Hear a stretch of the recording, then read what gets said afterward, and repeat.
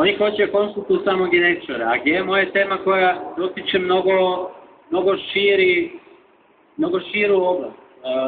Nije to samo naučna stvar, to je i ekonomski problem, to je i ekološki problem, to je i pravni problem, zato što se tiče direktno zaštite potrošača i u svim ovim oblastima oni žele da i pored protivljenja tih stručnjaka svejedno donesu nas. 25. maja je bio još jedan skup protiv GMO. Neki od vas možda i bili na tom skupu. Neposredno nakon skupa je grad Beograd usvojio deklaraciju protiv GMO i time je teritorija Beograda proglašena za slobodnu od genetski modifikovanih organizama. Isto je uradio i Novi Sad 17. maja, tako da su dva najveće grada u Srbiji, glavni grad i centar poljoprivrede Novi Sad, su se izjasnili protiv toga. Pored dva najveća grada protiv GMO su se izjasnile i 78 opština. Od tih 78 opština većina je u Vojvodini, ali i mnoge su u centralnoj Srbiji. Dakle, imamo jednu lokalnu akciju koja je vrlo uspešna, a to je da opštine i lokalne zajednice jedna odbijaju genetski modifikovanu hranu.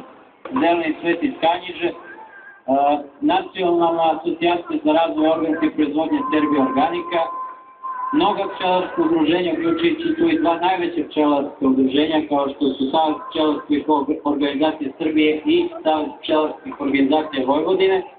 Oni zbog gužve nisu mogli da dođu, jer sada pčelari imaju sezonu i moraju da rade. Dalje, brojni profesori univerziteta su također podržali stopiranje izmene zakona.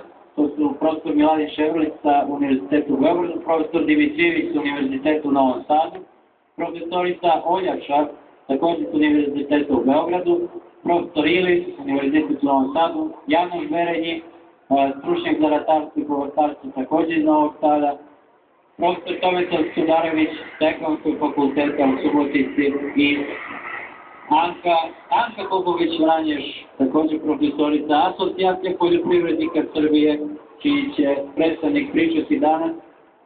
Dakle, kao što vidite, protiv GMO su i stručnjaci, i udruženja, i organizacije, i građani. Svejedno, neko to gura na skupštinsku proceduru. Revitalizacija sela i naravno konvencionalna poljoprivreda i kako poboljšati konvencionalnu poljoprivredu. Ja ću vam reći nešto o ekološkom aspektu celog problema.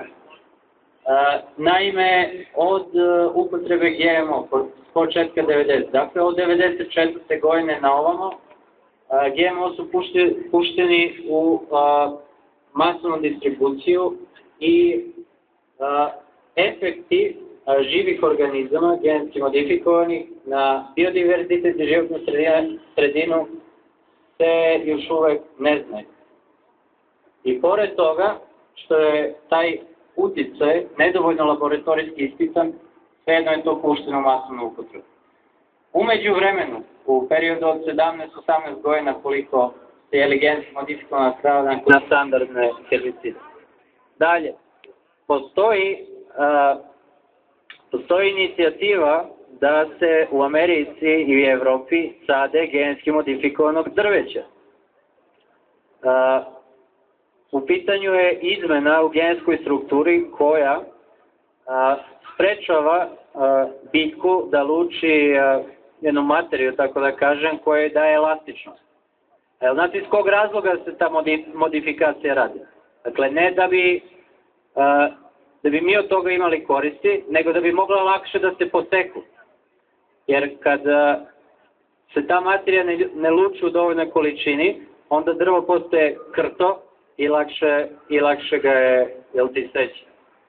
Dalje, sve ono što naučnici puste u životnu sredinu, a da nisu ogledna polja ili laboratorija, je jedan nepovratni proces izmene, mutacije, evolutivnih dešavanja koja jednostavno nisu predvidiva.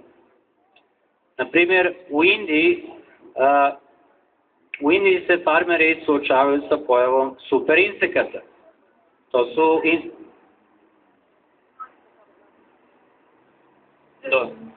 Evo, upozoravimo da će neko drugi da